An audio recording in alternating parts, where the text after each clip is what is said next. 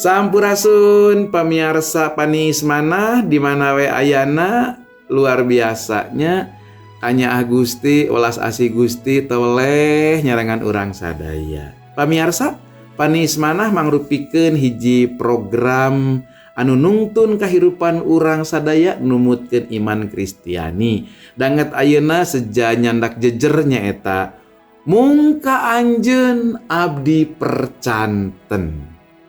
Tah, pamiarsa, ieu teh numutkeun panglenyepan tina buku panglenyepan wasiat dumasar kana kitab Jabur pasal ka-31. Nanging sateu acana hayu urang nanadah heula ka Gusti nyuhunkeun pitulung mantena. Hayu urang ngadoa. Gusti anu toleh welas asihna ditembongkeun dina kahirupan abdi. Abdi ngahaturkeun nuhun tina kanya Gusti. Mangga Gusti danget ayeuna age abdi nyuhunkeun welas asih Gusti sangkan pikiran manah abdi oge dibukakeun tiasa ngartos kana piuruk anjeun kana pangandika anjeun ngalangkungan program panis manah ieu. Nuhun Gusti, amin. Pamiarsa mungka anjeun abdi percanten dumasar kana kitab Jabur pasal 31 ayatna anu ka-15 anu kieu unggalna. Nanging abdi percanten ka Gusti nun pangeran Gusti teh Allah abdi. Pamiarsa paniis mana di mana we ayana ngagaduhan iman ka pangeran sanes hartos henteu ngapi milik rasa kasieun. Ngagaduhan iman ka pangeran henteu leupas tina rasa kahariwang. Nanging langkung milih pikeun tetep percanten ka Gusti di satengahing rasa kasieun, di satengahing rasa kahariwang eta nu karaos ku urang tetep ngagaduhan iman. Sanes teu aya rasa sieun atana pinandangan karipu dina kahirupan ieu nya sanes. Nanging justru dina karipuh eta iman urang teh disepuh ku karipuh. Teras urang teh mendakan iman anu sajati nya eta ngandelkeun ka Gusti. Sok sanaos aya dina kaayaan anu teu acan aya parobihanana. Nah teu robih-robih ieu teh Gusti. Tapi urang tetep digin, tetep miharep ka anjeunna ngalangkungan iman eta. Teu aya seorang oge anu kiat nyang hareupan rasa kasieun, rasa kahariwang eta. Tapi masalahna cara urang dina nyang hareupan masalah eta. Nyaeta pisan anu baris nangtoskeun kualitas iman urang. Tah, pamirsa, dina kitab Jabur pasal 31 ieu ngagambarkeun hiji kaayaan.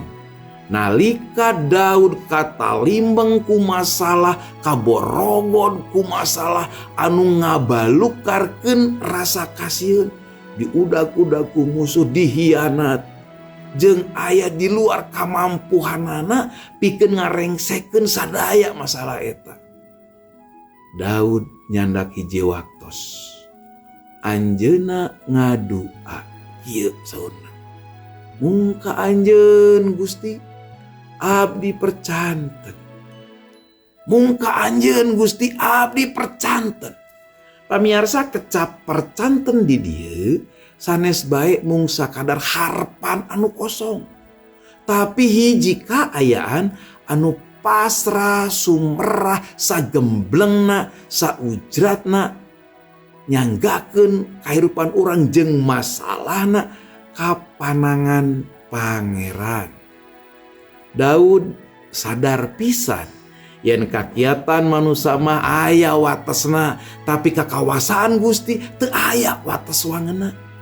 Margi kitu Daud miunjuk, abdi salamina aya dina panalingaan Gusti, luputkeun abdi ti musuh-musuh, ti jalma-jalma anu ngarudak. Jentre pamiarsa, jentre pisan yen Daud mercantenkeun, nanggelkeun, ngandelkeun kahirupanana mung ka pangeran.